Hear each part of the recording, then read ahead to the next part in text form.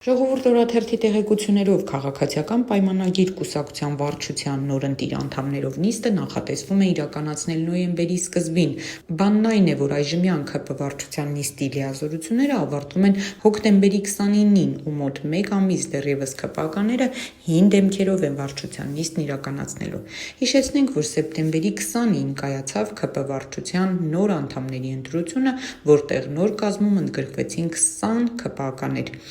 Էլեկտրոնային քվեարկությունը անցավ անհասկանալի արդյունքներով, ՔՊ-ականներին Փաշինյանը հրանգեց նաև ձեռքով հաշվել 917 քվեաթերթիկները, ինչը տևեց մոտ 3 օր։ Հաշվեցին եւ ի վերջո հայտարարեցին, որ ստացվել է ձայների այսպիսի պատկեր.